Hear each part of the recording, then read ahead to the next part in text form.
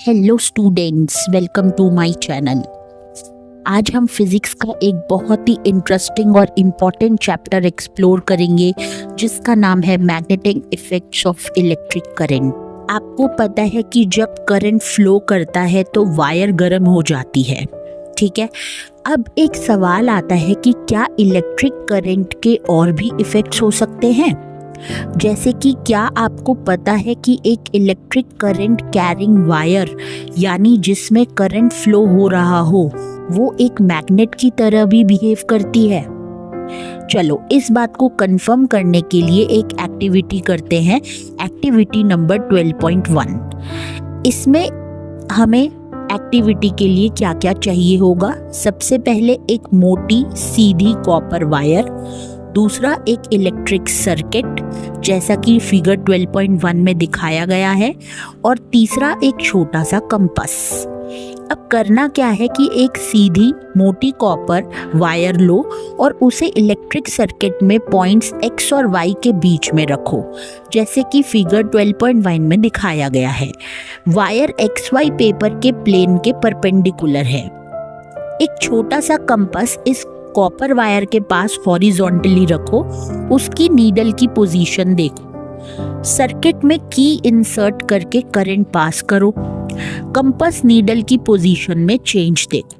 अब ऑब्जर्व क्या करोगे बच्चों आप, हम देखेंगे कि कंपास नीडल डिफ्लेक्ट हो गई।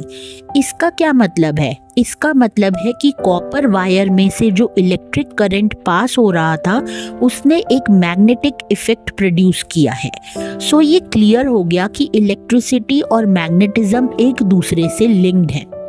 तो अब एक और सवाल कि क्या इसका उल्टा भी पॉसिबल है, यानी क्या मूविंग मैग्नेट से कोई इलेक्ट्रिक इफेक्ट प्रोड्यूस हो सकता है? इस चैप्टर में हम मैग्नेटिक फील्ड्स और ऐसे ही इलेक्ट्रोमैग्नेटिक इफेक्ट्स के बारे में पढ़ेंगे। हम इलेक्ट्रोमैग्नेट्स के बारे में भी पढ़ेंगे जिसमें इलेक्ट्रिक करंट का मैग्नेटिक इफेक्ट यूज होता है। अब बच्चों, इस डिस्कवरी के पीछे एक बहुत ही इम्पोर्टेंट साइंटिस्ट का हाथ है जिसका नाम है हंस क्रिश्चियन ओरस्टेड। वो 19th सेंचुरी के लीडिंग साइंटिस्ट में से एक थे जिन्होंने इलेक्ट्रोमैग्नेटिज्म को समझाने में एक क्रूशियल रोल प्ले किया है। 1820 में उन्होंने एक्सीडेंटली डिस्कवर किया कि जब एक मेटालिक वायर में से इलेक्ट्रिक करंट पास होता है और उसके पास एक कंपास नीडल रखी हो तो वो डिफ्लेक्ट हो जाती है। इस ऑब्जर्वेशन से हंस ने प्रूव किया कि इलेक्ट्रिसिटी और मैग्नेटिज्म रिलेटेड फिनोमेना है। उनकी रिसर्च ने बाद में रेडियो, टेलीविजन और फाइबर ऑप्टिक्स जैसी टेक्नोलॉजीज को जन्म दिया। उनके ऑनर में मैग्नेटिक फील्ड स्ट्रेंथ की यूनिट को हंस नाम दिया गया और ओरस्टेड नाम दिया गया। कितनी बड़ी बात है ये। अब हम देखते हैं magnetic field and field lines. हम सब जानते हैं कि जब एक कंपास नीडल को बार मैग्नेट के पास लाते हैं तो वो डिफ्लेक्ट हो जाती है। ऐसा क्यों होता है? एक्चुअली कंपास नीडल खुद एक छोटा सा बार मैग्नेट होती है। इसकी नीडल के एंड्स अप्रोक्सीमेटली नॉर्थ और साउथ डायरेक्शन में पॉइंट करते हैं। जो एंड नॉर्थ की तरफ पॉइंट करता है उसे नॉर्थ सीकिंग या नॉर्थ पोल कहते हैं, और जो एंड साउथ की तरफ पॉइंट करता है उसे साउथ सीकिंग या साउथ पोल कहते हैं। हमने देखा है कि लाइक पोल्स रिपेल करते हैं, यानी नॉर्थ नॉर्थ या साउथ साउथ एक दूसरे को दूर धकेलेंगे, जबकि unlike poles attract each other, attract करते हैं एक दूसरे को, मतलब कि नॉर्थ साउथ एक दूसरे को अपनी तरफ खींचेंगे। अब इस मैग्नेटिक फील्ड को विजुलाइज कैसे करें, इसके लिए एक और एक्टिविटी हम देखते हैं, एक्टिविटी नंबर 12.2। यहाँ पर हमें क्या क्या चाहिए होगा? एक वाइट पेपर की शीट, एक ड्राइंग बोर्ड, एडहेसिव मटेरियल जैसे कि टेप हो गया, एक बार मैग्नेट, थोड़े से आयरन फीलिंग्स, लोहे का चूरा जिसे हम बोलते हैं, और आप सॉल्ट स्प्रिंकल यूज कर सकते हो यूनिफॉर्म स्प्रिंकल करने के लिए। अब इसमें करना क्या है कि वाइट पेपर की शीट को ड्राइंग बोर्ड पर एडहेसिव से फिक्स कर दो। बार मैग्नेट को इसके सेंटर में रखो, मैग्नेट के अराउंड थोड़े आयरन फिलिंग्स यूनिफॉर्मली स्प्रिंकल कर दो, जैसा कि फिगर 12.2 में दिखाया जा रहा है। अब बोर्ड को जेंटली टैप करो। क्या ऑब्जर्व करोगे? हम ये देखेंगे कि आयरन फिलिंग्स एक पर्टिकुलर पैटर्न में अरेंज हो जाते हैं, जैसा फिगर 12.2 में दिख रहा है। इसका मतलब क्या है कि आयरन फिलिंग्स इस पैटर्न में क्यों अरेंज हुए? इसका मतलब है कि मैग्नेट अपने आसपास के रीजन में अपना इन्फ्लुएंस डालता है, इसलिए आयरन फिलिंग्स पर एक फोर्स लगता है और उस फोर्स की वजह से वो इस पैटर्न में अरेंज हो जाते हैं। तो मैग्नेटिक फील्ड है क्या? मैग्नेट के आसपास का वो रीजन जहां तक मैग्नेट का फोर्स डिटेक्ट किया जा सके, उसे मैग्नेटिक फील्ड कहते हैं। और मैग्नेटिक फील्ड लाइंस क्या है? जिन लाइंस के साथ साथ आयरन फीलिंग्स खुद को अलाइन करते हैं, वो मैग्नेटिक फील्ड लाइंस को रिप्रेजेंट करती हैं। तो बच्चों, एक्टिविटी समझना बहुत जरूरी है। इसी में से फिजिक्स में काफी क्वेश्चंस आपके बोर्ड एग्जाम में बन जाते हैं। अब एक्टिविटी नंबर 12.3 में हम देखते हैं कि क्या मैग्नेटिक फील्ड लाइंस को बार मैग्नेट के अराउंड बनाने के और भी तरीके हैं? तो हाँ, बिल्कुल, आप खुद ड्रॉ कर सकते हो। अब इसके लिए हमें क्या चाहिए होगा? एक छोटा कंपास, एक bar magnet, white paper sheet, drawing board और बाकी जो टेप वगैरह। अब करना क्या है कि मैग्नेट को व्हाइट पेपर पर रखना है और उसकी बाउंड्री मार्क कर लेनी है। कंपास को मैग्नेट के नॉर्थ पोल के पास रखो। ऑब्जर्व करो कि वो कैसे बिहेव करता है। कंपास नीडल का साउथ पोल मैग्नेट के नॉर्थ पोल की तरफ पॉइंट करेगा और कंपास का नॉर्थ पोल मैग्नेट के नॉर्थ पोल से दूर जाएगा। अब नीडल को दोनों एंड्स की पोजीशन मार्क करो। नीडल को एक नई पोजीशन पर मूव करो, जहां उसका साउथ पोल पहले वाले नॉर्थ पोल की पोजीशन पर आ जाए। इस तरह स्टेप बाय स्टेप प्रोसीड करते रहो जब तक आप मैग्नेट के साउथ पोल तक ना पहुंच जाओ, जैसा कि फिगर 12.3 में दिखाया गया है। पेपर पर मार्क किए हुए पॉइंट्स को एक स्मूथ कर्व से ज्वाइन करो। ये कर्व एक फील्ड लाइन को रिप्रेजेंट करता है। इस प्रोसीजर को रिपीट करो और जितनी हो सके उतनी लाइंस ड्रॉ करो। आपको एक पैटर्न मिलेगा, जैसा फिगर 12.4 में दिखाया गया है।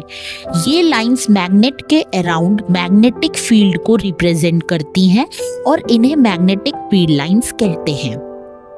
कंपास नीडल की डिफ्लेक्शन को ऑब्जर्व करो जब आप उसे फील्ड लाइन के अलोंग मूव करते हो। डिफ्लेक्शन बढ़ती जाएगी जैसे जैसे नीडल पोल्स के पास मूव करती है। तो चलो, अब मैग्नेटिक फील्ड लाइंस की प्रॉपर्टीज को डिटेल में हम देख लेते हैं। सबसे पहला, मैग्नेटिक फील्ड एक क्वांटिटी है जिसमें डायरेक्शन और मैग्नीट्यूड दोनों होते हैं। मैग्नेटिक फील्ड की डायरेक्शन उस डायरेक्शन में ली जाती है जिसमें कंपास नीडल का नॉर्थ पोल उस फील्ड के अंदर मूव करेगा।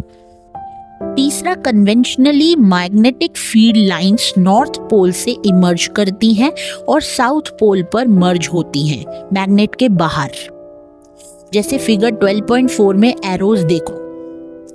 मैग्नेट के अंदर फील्ड लाइंस की डायरेक्शन उसके साउथ पोल से नॉर्थ पोल की तरफ होती हैं।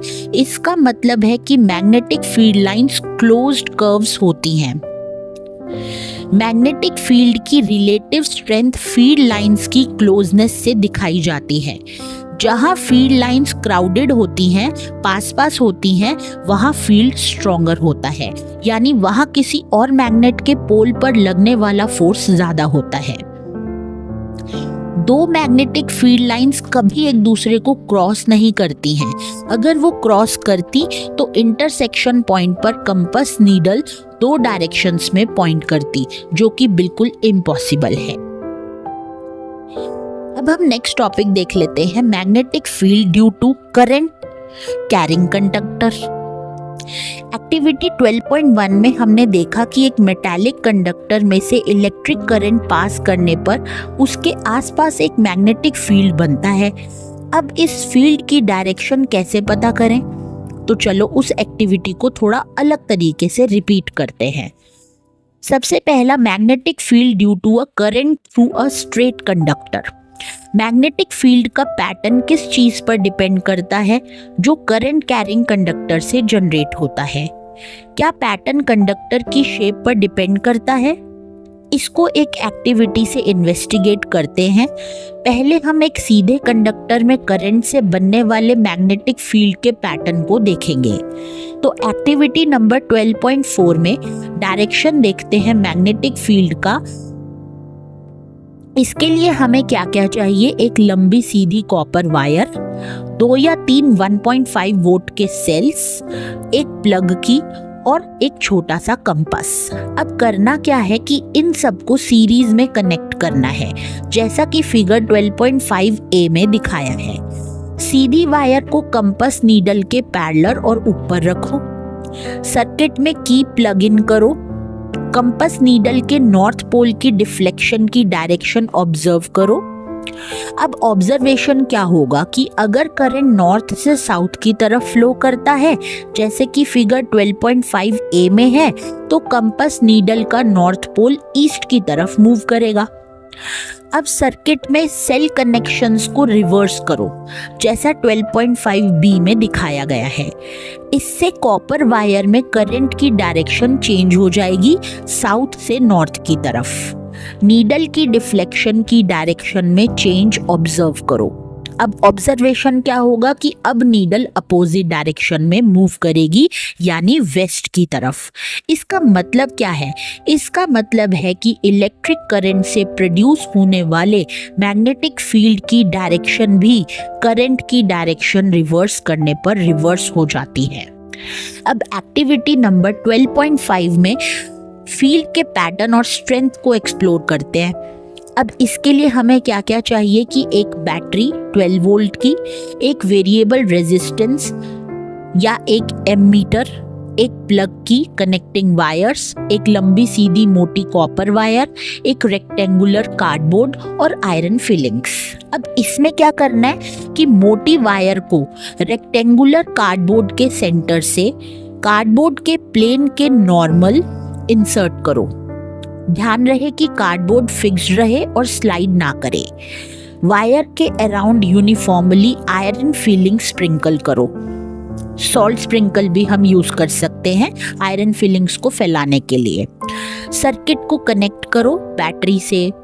एमीटर, की, वायर XY को वर्टिकली कनेक्ट करो, जैसा कि फिगर 12.6a में दिखाया गया है। रियोस्टैट की वेरिएबल पोजीशन को फिक्स रखो और एमीटर में करंट नोट करो। की को क्लोज करो ताकि वायर में करंट फ्लो हो सके। इंश्योर करो कि कॉपर वायर वर्टिकली स्ट्रेट रहे। कार्डबोर्ड को थोड़ी देर जेंटली टैप करो। अब इसमें आप क्या ऑब्जर्व करोगे? आप देखोगे कि आयरन फिलिंग्स खुद को कॉपर वायर के अराउंड कंसेंट्रिक सर्कल्स के पैटर्न में अलाइन करते हैं, जो फिगर 12.6 में दिखाया जा रहा है। ये concentric circles magnetic field lines को रिप्रेजेंट करते हैं। मैग्नेटिक फील्ड की डायरेक्शन पता कैसे करें? ये पता चलती है बच्चों, एक कंपास को किसी भी सर्कल पर एक पॉइंट पर रख लो। नीडल की डायरेक्शन ऑब्जर्व करो।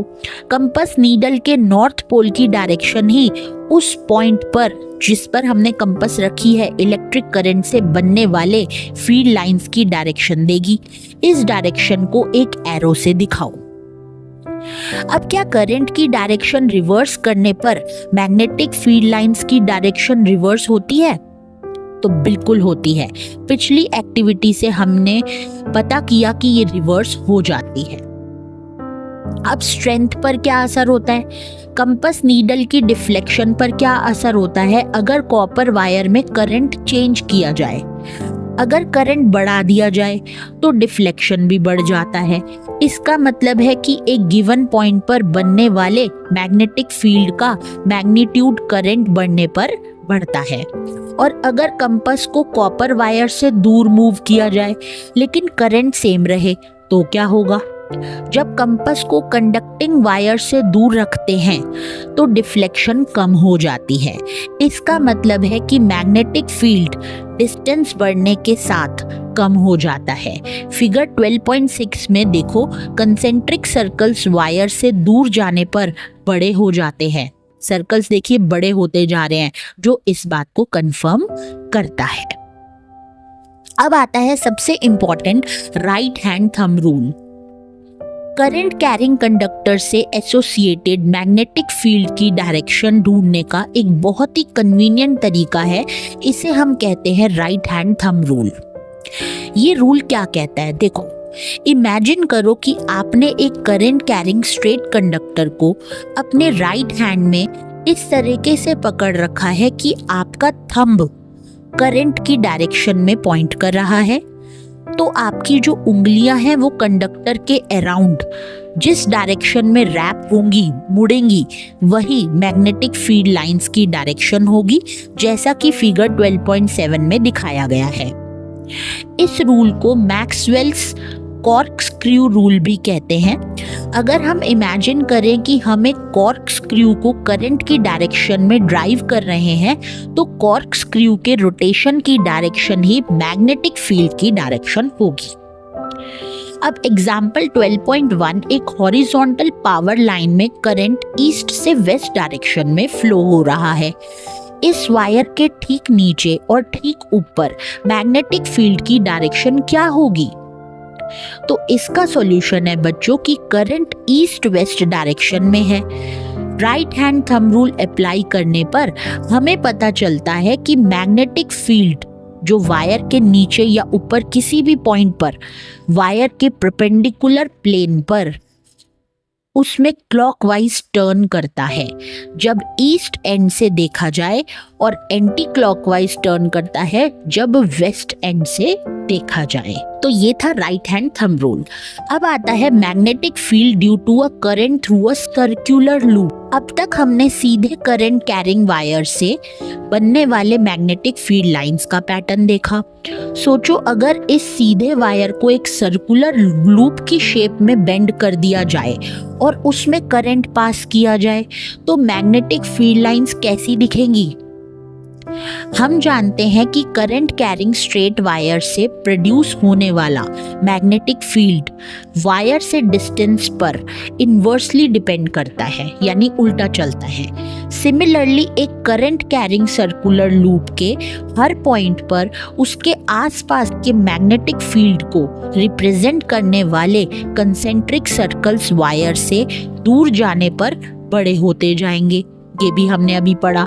जब हम सर्कुलर लूप के सेंटर तक पहुंचेंगे तो ये बड़े सर्कल्स के आर्क्स सीधी लाइंस की तरह दिखेंगे। करंट कैरिंग वायर का हर पॉइंट लूप के सेंटर पर मैग्नेटिक फील्ड को सीधी लाइंस के रूप में कंट्रीब्यूट करेगा। अब राइट हैंड रूल अप्लाई करके ये चेक करना इजी है कि वायर का हर सेक्शन लूप के अंदर मैग्नेटिक फील्ड लाइंस को सेम डायरेक्शन में कंट्रीब्यूट करता है। अब एक बहुत इंपॉर्टेंट पॉइंट ये है बच्चों यहाँ पर कि मैग्नेटिक फील्ड जो एक करंट कैरिंग वायर से एक गिवन पॉइंट पर प्रोड्यूस होता है, वो उसमें से पास होने वाले करंट पर डायरेक्टली डिपेंड करता है। इसलिए अगर एक सर्कुलर कॉइल में n नंबर ऑफ टर्न्स हैं तो प्रोड्यूस होने वाला फील्ड सिंगल टर्न से प्रोड्यूस होने वाले फील्ड का n नंबर ऑफ टाइम्स ज़्यादा बड़ा होगा। ऐसा इसलिए होता है क्योंकि हर सर्कुलर टर्न में करंट की डायरेक्शन सेम होती है और हर टर्न का फील्ड एड अप हो जाता है। अब हम एक्टिविटी नंबर 12.6 देखते हैं, magnetic field of a circular coil. इसके लिए हमें क्या क्या चाहिए? एक रेक्टेंगुलर कार्डबोर्ड जिसमें 2 होल्स होंगे, एक सर्कुलर कॉइल जिसमें बहुत सारे टर्न्स होंगे, बैटरी, की, रियोस्टैट, कनेक्टिंग वायर्स और आयरन फिलिंग्स। अब इसमें क्या करना है कि सर्कुलर कॉइल को कार्डबोर्ड के होल से इंसर्ट करो, कार्डबोर्ड के प्लेन के नॉर्मल, कॉइल के एंड्स को बैटरी, की और रियोस्टेट के साथ सीरीज में कनेक्ट करो, जैसा कि फिगर 12.9 में दिखाया गया है। कार्डबोर्ड पर यूनिफॉर्मली आयरन फिलिंग्स को स्प्रिंकल करो। की प्लग इन करो, कार्डबोर्ड को जेंटली टैप करो। क्या ऑब्जर्व करोगे? कार्डबोर्ड पर आयरन फिलिंग्स का जो पैटर्न बनता है उसे नोट करो। आप देखोगे कि पैटर्न सर्कुलर लूप्स के जैसा ही होगा। अब आता है बच्चों magnetic field due to a current in a solenoid. Very important question जो कि बोर्ड एग्जाम में आ जाता है। अब एक और स्पेशल शेप की बात करते हैं, solenoid. Solenoid insulated copper wire के बहुत सारे सर्कुलर टर्न्स को एक सिलेंडर की शेप में क्लोजली रैप किया जाए तो उसे हम सोलेनॉइड कहते हैं। एक करंट कैरिंग सोलेनॉइड के अराउंड मैग्नेटिक फील्ड लाइंस का पैटर्न फिगर 12.10 में दिखाया गया है। अगर हम इस पैटर्न को बार मैग्नेट के मैग्नेटिक फील्ड से कंपेयर करें जो फिगर 12.4 में था, तो क्या वो सिमिलर दिखते हैं? हाँ, बिल्कुल सिमिलर हैं। एक्चुअली में सोलेनॉइड का एक एंड मैग्नेटिक नॉर्थ पोल की तरह बिहेव करता है, जबकि दूसरा साउथ पोल की तरह बिहेव करता है। सोलेनॉइड के अंदर field lines parallel straight lines के रूप में होती हैं। इसका मतलब है कि सोलेनॉइड के अंदर मैग्नेटिक फील्ड हर पॉइंट पर सेम होता है, यानी फील्ड सोलेनॉइड के अंदर यूनिफॉर्म होता है। अब इलेक्ट्रोमैग्नेट क्या होता है? सोलेनॉइड के अंदर प्रोड्यूस होने वाला स्ट्रॉन्ग मैग्नेटिक फील्ड यूज किया जा सकता है। मैग्नेटिक मटेरियल जैसे कि सॉफ्ट आयरन को मैग्नेटाइज करने के लिए जब उसे कॉइल के अंदर रखा जाता है, इस तरह से बने मैग्नेट को इलेक्ट्रोमैग्नेट कहते हैं। अब कुछ क्विक क्वेश्चंस चैप्टर से हैं, जैसे अगर हम आपसे पूछें कि एक circular loop of wire table के प्लेन में है, करंट क्लॉकवाइज फ्लो हो रहा है, राइट हैंड रूल अप्लाई करके मैग्नेटिक फील्ड की डायरेक्शन लूप के अंदर और बाहर बताओ, तो इसका आंसर आप क्या दोगे? मुझे कमेंट सेक्शन में लिख के जरूर बताना। हमने ये सारे क्वेश्चन के आंसर आपको ऊपर दिए हैं।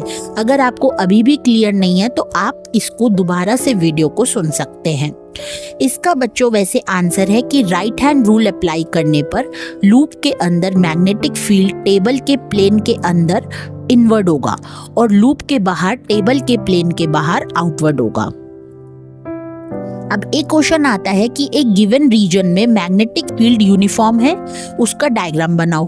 तो ऐसे में आप क्या आंसर दोगे कि यूनिफॉर्म मैग्नेटिक फील्ड को पैरेलल और इक्विडिस्टेंट स्ट्रेट लाइन से रिप्रेजेंट किया जाता है, जैसे सोलेनॉइड के अंदर होता है। अब आ जाओ बच्चों, force on a current carrying conductor in a magnetic field.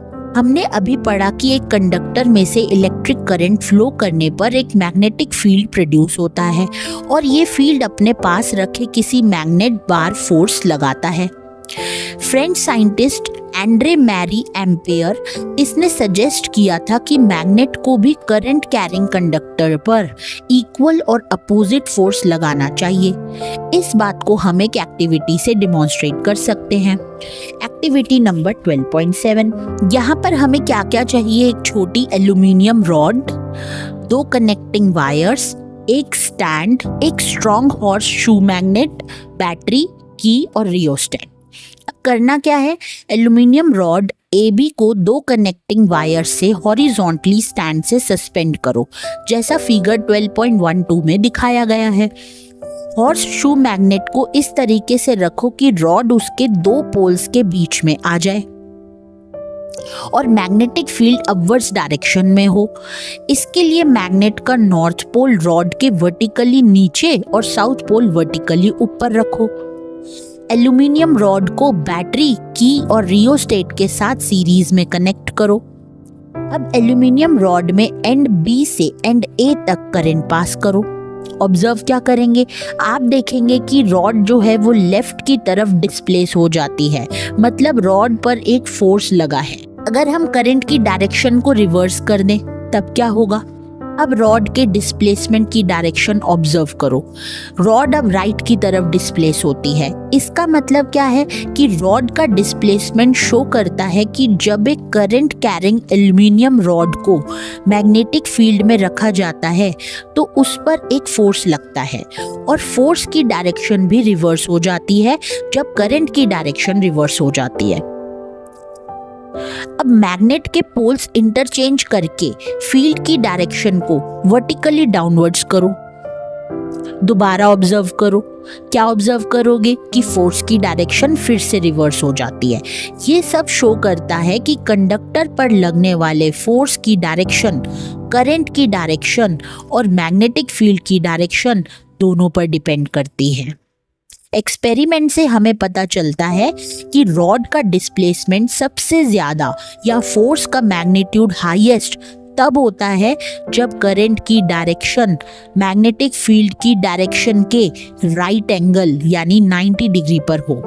इस कंडीशन में हम फोर्स की डायरेक्शन ढूंढने के लिए एक सिंपल रूल यूज करते हैं जिसका नाम है फ्लेमिंग्स लेफ्ट हैंड रूल। जब करंट की डायरेक्शन और मैग्नेटिक फील्ड म्यूचुअली परपेंडिकुलर होते हैं तो फोर्स की डायरेक्शन ढूंढने के लिए Fleming's left hand rule use करते हैं।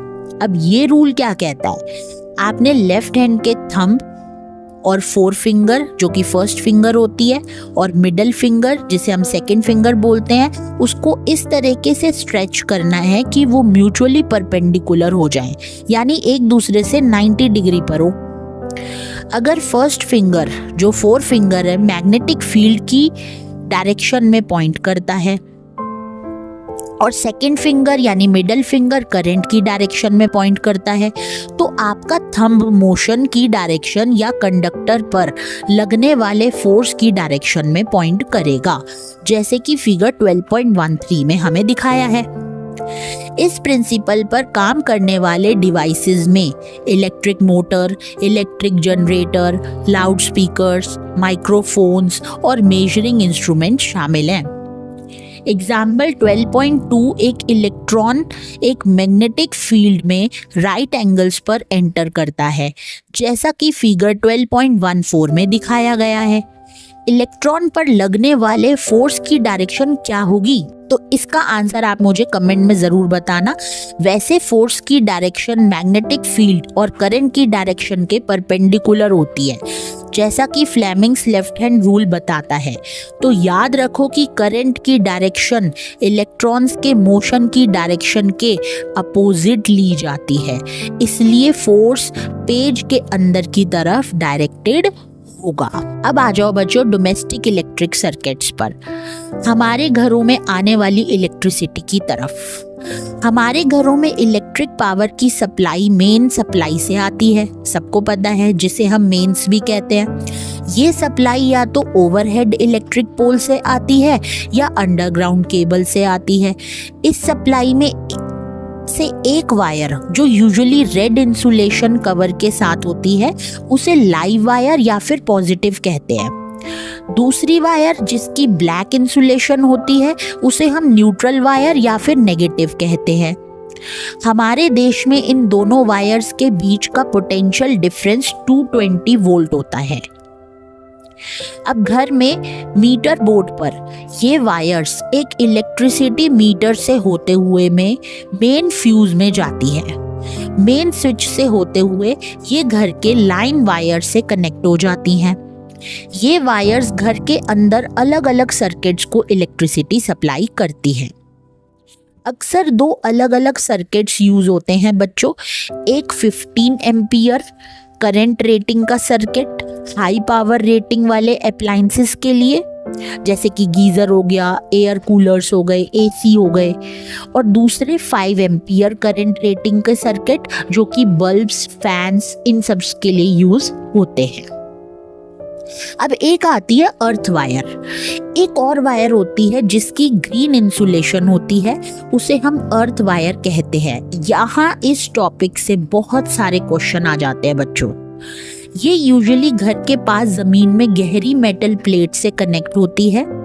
इसका यूज एक सेफ्टी मेजर के रूप में किया जाता है, खासकर उन अप्लायंसेस के लिए जिनमें मेटालिक बॉडी होती है, जैसे कि electric press, toaster, table fan, refrigerator और भी बाकी सब। अब ये अर्थ वायर काम कैसे करती है?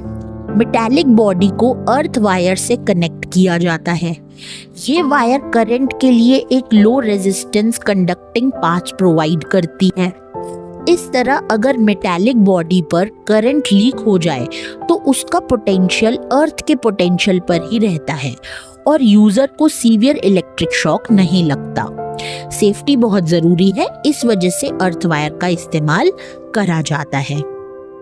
अब डोमेस्टिक सर्किट की वायरिंग। फिगर 12.15 एक कॉमन डोमेस्टिक सर्किट का स्कीमेटिक डायग्राम दिखाता है। हर अलग सर्किट में अलग अलग अप्लायंसेस लाइव और न्यूट्रल वायर्स के अक्रॉस कनेक्ट हो सकते हैं। हर अप्लायंस का अपना सेपरेट स्विच होता है करंट को ऑन या ऑफ करने के लिए, और हर अप्लायंस को इक्वल पोटेंशियल डिफरेंस मिले इसलिए उन्हें पैरेलल में कनेक्ट किया जाता है। अगर सीरीज में कनेक्ट कर दिया जाएगा तो भार पड़ जाएगा, जोर पड़ेगा, जिससे कि इलेक्ट्रिक शॉक या फिर इलेक्ट्रिक सर्किट जो है वो वीक पड़ सकता है। अब आता है इलेक्ट्रिक फ्यूज। अब ये क्या होता है बच्चों, ये एक लाइफ सेवर है। इलेक्ट्रिक फ्यूज सभी डोमेस्टिक सर्किट्स का एक बहुत इंपॉर्टेंट कंपोनेंट है। इसके प्रिंसिपल और वर्किंग के बारे में हमने पिछले चैप्टर जो कि हम देखते हैं सेक्शन 11.7 उसमें हम पढ़ते हैं। फ्यूज सर्किट को और अप्लायंसेस को ओवरलोडिंग होने से जो भी डैमेजेस होते हैं उससे बचाता है। अब ओवरलोडिंग कब हो जाती है? ओवरलोडिंग तब हो सकती है जब लाइव वायर और न्यूट्रल वायर डायरेक्ट कांटेक्ट में आ जाते हैं। ये तब होता है जब वायर्स की इंसुलेशन डैमेज हो जाती है या अप्लायंस में कोई फॉल्ट होता है। इस सिचुएशन में सर्किट में करंट सडनली बहुत ज्यादा बढ़ जाता है। इस कंडीशन को शॉर्ट सर्किटिंग भी कहते हैं। फ्यूज ये हाई करंट इलेक्ट्रिक के फ्लो को रोककर इलेक्ट्रिक सर्किट और अप्लायंस को पॉसिबल डैमेज से बचाता है। फ्यूज में होने वाली जूल हीटिंग फ्यूज को मेल्ट कर देती है जिससे इलेक्ट्रिक सर्किट ब्रेक हो जाता है। ओवरलोडिंग किसी एक्सीडेंटल सप्लाई वोल्टेज में हाइक की वजह से भी हो सकती है। कभी कभी ओवरलोडिंग तब भी होती है जब एक सिंगल सॉकेट पर बहुत सारे अप्लायंसेस कनेक्ट कर दिए गए हों। तो ओवरलोडिंग से बचने के लिए क्या प्रिकॉशंस हम ले सकते हैं कि एक सिंगल सॉकेट पर बहुत ज्यादा अप्लायंसेस कनेक्ट ना करें।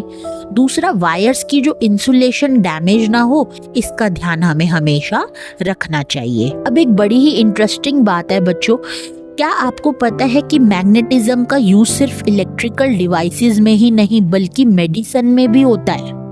हाँ बिल्कुल, एक इलेक्ट्रिक करंट हमेशा मैग्नेटिक फील्ड प्रोड्यूस करता है। ये बात अभी हमने सीखी है। हमारी बॉडी में नर्व सेल्स के अलोंग ट्रैवल करने वाले वीक आयन करंट्स भी मैग्नेटिक फील्ड्स प्रोड्यूस करते हैं। जब हम किसी चीज को टच करते हैं तो हमारे नर्व्स मसल्स तक इलेक्ट्रिकल इम्पल्स लेकर जाते हैं और ये इम्पल्स एक टेम्पररी मैग्नेटिक फील्ड प्रोड्यूस करता है। ये फील्ड्स बहुत वीक होते हैं, लगभग अर्थ के मैग्नेटिक फील्ड का 1 बिलियन हिस्सा। ह्यूमन बॉडी में 2 मेन ऑर्गन्स हैं जहां पर मैग्नेटिक फील्ड का प्रोडक्शन सिग्निफिकेंट होता है। एक है हार्ट और दूसरा है ब्रेन।